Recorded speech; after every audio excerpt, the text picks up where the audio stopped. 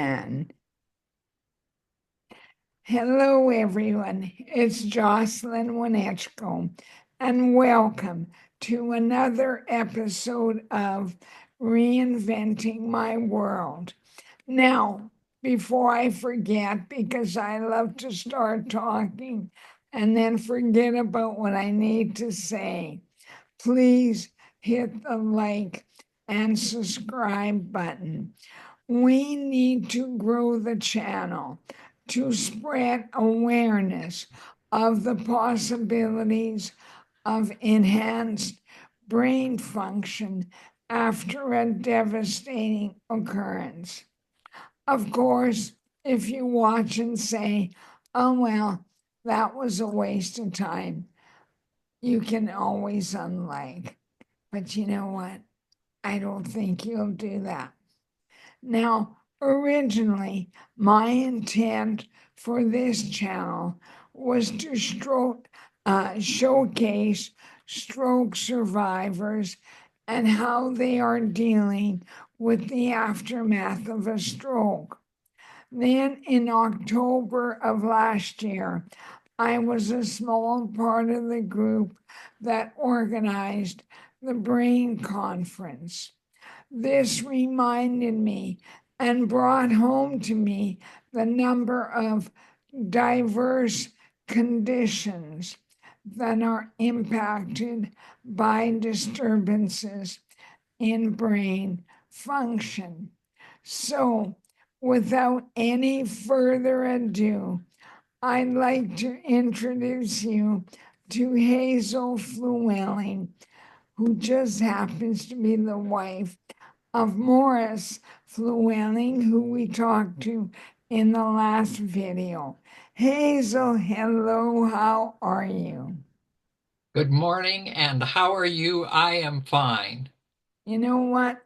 Actually, I'm doing pretty good. I mean, we all have ups and downs, but I'm on an up roll now after seeing your lovely smile. You always put a lift in my spirits. Anyway, see, I told you I love to talk. Okay, shut up and start with it. Hazel, what's your background? Well, I was born in 1944 in a small town in southeast of Edmonton. I was raised on the outskirts of Ponoka and again, Ponoka County. I'm a country girl and born and bred in Alberta. Um, I I went off to University of Alberta, studied to become a teacher, uh, met Morris Flewelling, who was also a teacher. Um, we married, moved to Red Deer, and I began teaching school. We have two grown sons. I taught school for 30 years, more or less, until I met up with a new friend, a friend called multiple sclerosis. And I'm here today to share what worked for me. And if it helps one person, it's worth everything because my friends and family helped me. I still have MS, but I'm still walking. You're amazing. And I, if I remember correctly, you're in your 80s. Am I correct? You are correct. Yes. I don't think the good Lord knows what he's going to do with me, so I'm still hanging around. So, what symptoms did you have?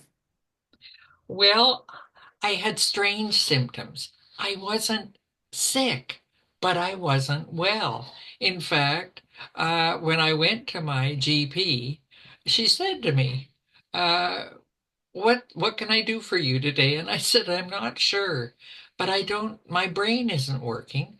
like I remember it once worked. And she just laughed and she said, "Oh, you're just probably short on estrogen. We'll get you started on estrogen and you'll feel better." So she did. And I did feel better, but I didn't feel well. Something wasn't right, but I couldn't put my finger on it. And I'd been having this feeling for quite a while, and it was really starting to complicate my life.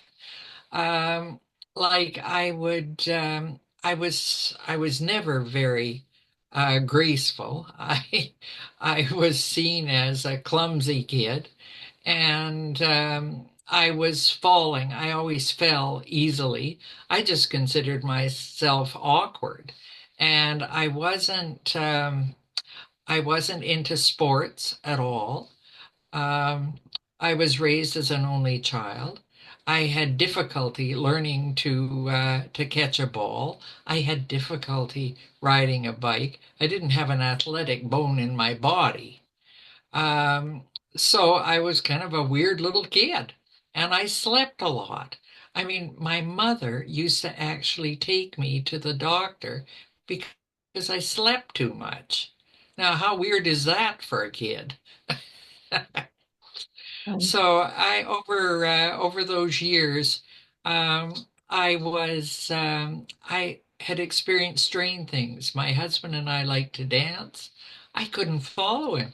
It was as though I had different somebody else's feet at the end of my legs, and I was falling, and I'd always fall down on my right knee. So I didn't have a pair of slacks that didn't have a tear in the knee. So I would end up falling. Then I'd have to go up and have stitches in my knee. So I was either up at the hospital or the clinic getting stitches in or getting stitches out. And I had I had terrible, terrible headaches all of my life since I was a child. And so I was treated for migraine. And these were just brutal headaches. I used to say to my doctor, "I can't believe this is normal. It feels like rats are chewing on my eyeball." And he just kind of looked at me as if I was out of my mind. And in fact, I wondered, I thought maybe I'm just losing my mind. And it was that year, that particular year when I was 55, for the first time in my teaching career, I could not remember the names of my students. And I was well into the first 2 weeks of school, and I was still struggling with this. And the doctor said, "There's nothing wrong with you." Well, there must be something wrong with me because I never used to be like this. I had trouble using an escalator because I couldn't figure out which foot to put on first. Now, isn't that strange? Um, I I took the side off the car. I damaged it when I was parking, always the same side. And finally, Morris said to me, "Maybe we just leave the car out. I will put it away." But again, I hadn't had problems like this. And I was, "Well, get your glasses changed. Uh, you need to slow down and pay more attention when you're walking." Well, I left with a colleague, my teaching colleague. We were going down a flight of cement stairs, and I fell like a stone. He described it, and I fell flat on my face. Um, Tore my upper lip off, and because of that, I'd lost my sense of smell. I didn't know anything about MS. I didn't know anybody. I knew one person in our community that had MS, but I didn't know anything about the illness other than it was nasty. It was nasty. So finally, I went to I went on short-term disability, And the school district, then wanted me to jump through all sorts of hoops. Like I ended up going to, and I was really upset by this because I really liked my job and I was only 3 years away from retirement. And so I was scared. I was scared, very scared. So I was sent off to a neuropsychologist for some tests. And oh my goodness, I spent a whole day with him in December 1999, December the 18th. And at the end of the testing, he said to me, "Are you sure you're right-handed?" And I said, "Well, yeah." He said, "How do you know?" And I said, "Well, I have a lump on my middle finger from having held my pencil really tight as a little kid." And he laughed. And I said, "Why would you ask a question like that, being a teacher as I am?" And he said, "How did you get here today?" And I said, "Well, I drove myself up." "By yourself?" And I said, "Well, of course." And he said, "How are you going to get home?" And I said, "Exactly the same way I came up, because I'm like a rat in a maze. And as long as I follow the same path, I can get home carefully, even through Edmonton." And I said, "So why are you asking me this?" And he said, "Hazel, you have no left brain function." And with that, my jaw dropped. And I said, "I knew there was something the matter with my brain." And I said, "So what's going on? I'm losing my mind." And he said, "Well, actually, you've lost part of it." So we had a good laugh about that. And I said, "So what's up?" And he said, "Well, you've got a degenerative brain disease." And I said, "Explain, explain." And I said, "What do you mean by that?" And he said, "Well," he said, it could be Huntington's." Oh, that still gives me shivers when I even mention that. And I said, "Oh, that's not good. Not good at all." And he said, "Well, it could be Lou Gehrig's." Ooh. I said, "That's not good. That's not good either. I don't like that one." And he said, "Well, it could be Parkinson's." And I said, "Parkinson's?" And I said, "Well, yeah, I do, I do. I have trouble pouring stuff. I go to pour a glass of milk and I get half of it on my feet and half on the other, a third on the cupboard." And we kind of laughed about that. Or he said, "If you're lucky, some form of MS." And I was relieved. And I said, "Oh, well, I'll take MS." And he said, "Well, there are four kinds of MS. Um, and some of those aren't very nice either." However, I was relieved. Um, Jocelyn, I was relieved because I thought maybe I'm just losing my mind. I'm going insane. And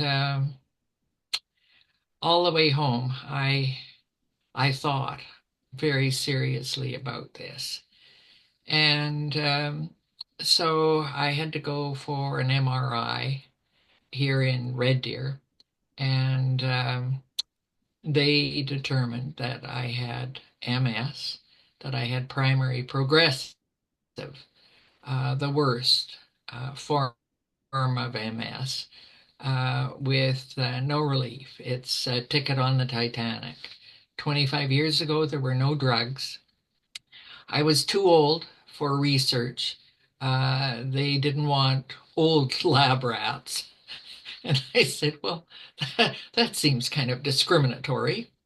However, they said there's really very little we can do. We could send you to Toronto, hospitalize you, give you massive doses of radiation, which will destroy your immune system.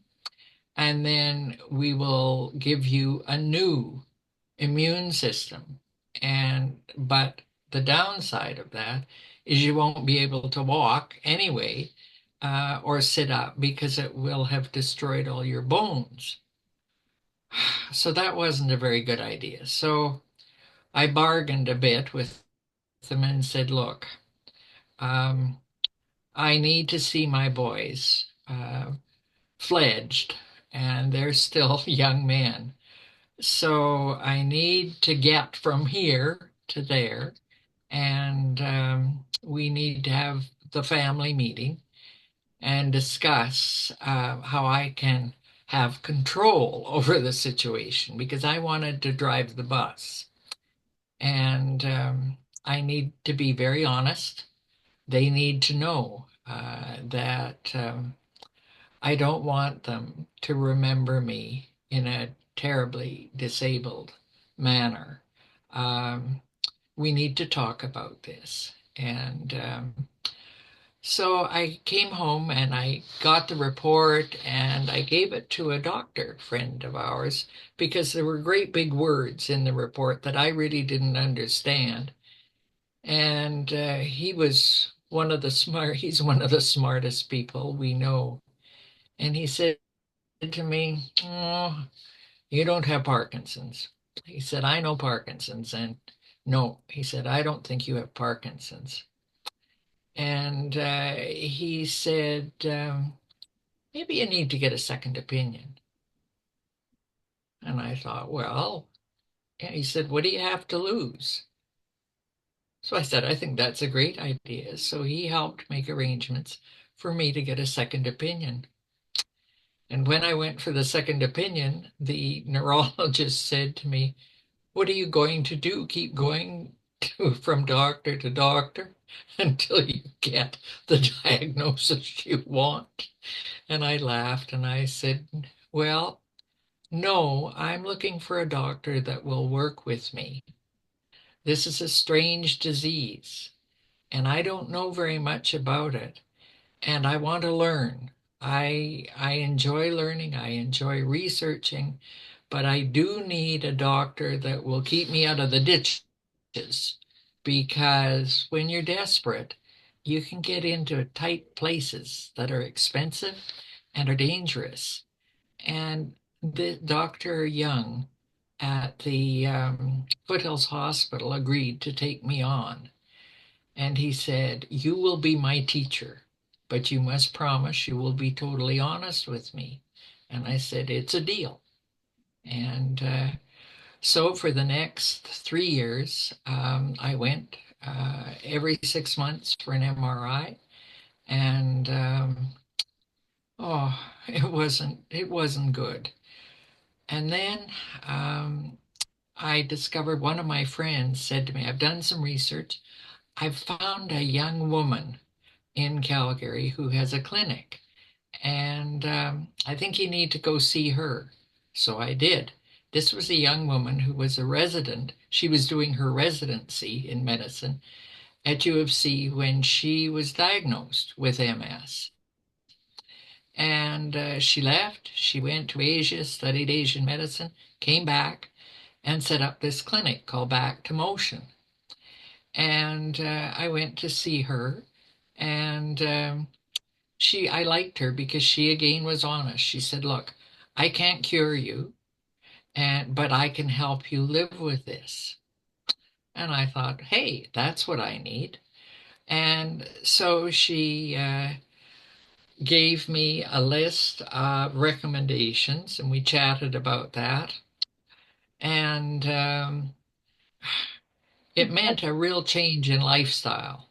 A question. And when you're 45, 55 years old, you're kind of comfortable living your life. And I liked my life. But since I'd been 50, it had been complicated. Anyway, yes, Was this Dr. Leslie Gurr? yes, Dr. Leslie Gurr. And she's still in Calgary and she's into sports medicine now. But she recommended I change my diet. And I loved red meat. She said, "Well, do you want to feel better?" Yes. So for every suggestion she made, um, I it meant a big change for me. Anyway, the bottom line, if I wanted to feel better, and because I was feeling quite lousy, I was depressed, I hurt, I felt like I was badly bruised, and then I had a really bad sunburn on top. So I was uncomfortable. I was uncomfortable wearing clothes. I was uncomfortable having anything tight around me. Some days I could barely stand a sheet. Anyway, she said, "Look, I don't know." She said, "Try it. What have you got to lose?" And so I did. And the good news is that I started to feel better. And so, of course, I wanted to do exactly what Dr. Gurr told me. And I shared this with my neurologist. And after 3 years, I went in to, I wasn't falling. I wasn't falling anymore. Um, the neurologist at the Foothills Hospital said to me, "I don't even have to ask you. I can just see that you are doing better. Do you want to share that with me?" And I said, "Yes, as long as you don't laugh." And so I shared everything I was doing. Now, I hadn't taken any meds, no medication for my MS, but I'd changed my lifestyle. I had quit my job. I was 3 years from full retirement. I mean, these were major shifts in my life. I went on the Schwank diet, SWANK diet, and you can find that online. Anyway, I would look at my MRI when I was at the foothills, and there was no lines on my MRI at all. I looked like I had inhaled dryer lint, you know, and and it was it would be hilarious if it hadn't been so serious.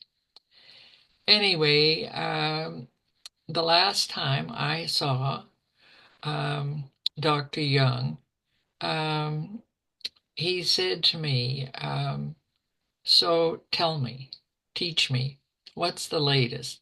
And I said, "Well, I've actually been downhill skiing again."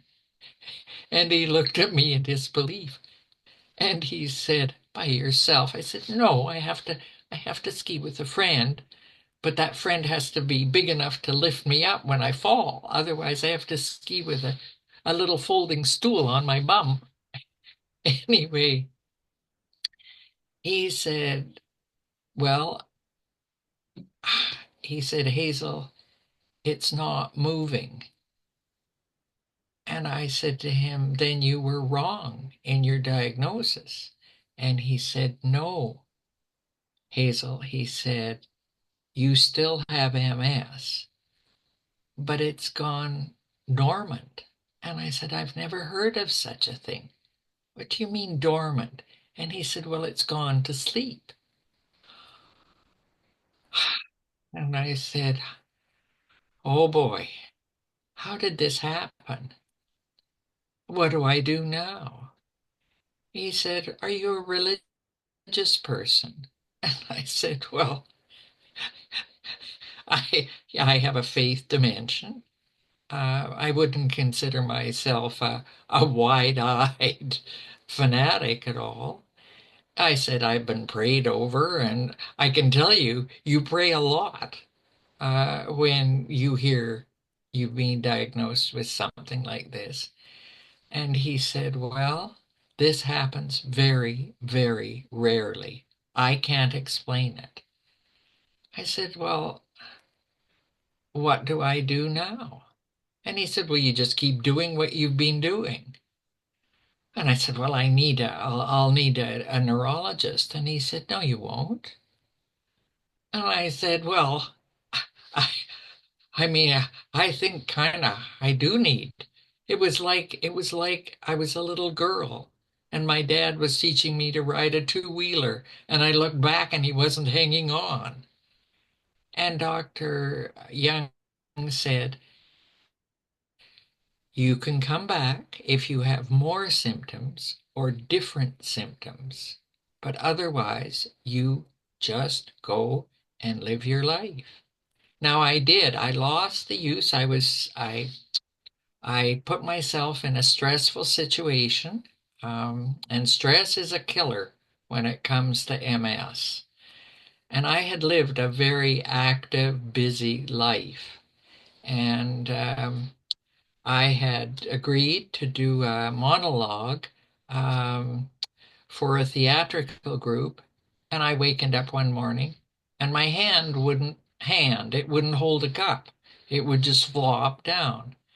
So I phoned the Foothills Hospital and they said, no, I was in their dead files. And I said, well, I'm not dead. No. So, and they said, well, you'll have to go to your GP and you'll have to get a referral and it'll be several months. And I said, well, I can't do that. I've got this theatrical production I've got to do and I'll look after it. So I did. I used one of Dr. Gur's suggestions. Um, my neighbor is a massage therapist, and of course, during these 3 years, she'd been coming in every week and giving me massage. I'd never had a massage in my life before and didn't have time, but I had regular massage. It helped. Within 10 days of massage and working with my hand and my neck, I was fine again. Wow. Um, Hey, and so, yeah, I don't want to cut you short because this is awesome, but we're running out of time. yes. Really, very, very briefly, um, any advice? Get a second opinion. Leave room for miracles. Um, don't give up. You've got to be stubborn and don't be careful. Find a doctor you can work with and share what works. And that's what I'm doing today. I'm sharing what worked for me. If even one of these suggestions works, it's worth it. Awesome. It's not the end of the world. Uh, It's just a different trip. it is. Wow. Well, thank you. I mean, that is simply awesome. And everyone out there, thank you for listening. Hazel, I admire your courage, your resilience, and your determination. So, everyone else, stay tuned. We have more good stuff coming. We have another brain gathering coming. Until next time, keep smiling. Have a great day. You too. Awesome. Thanks, Jocelyn. Hazel, thank you so much. You're most welcome. Bye. Bye bye. I'm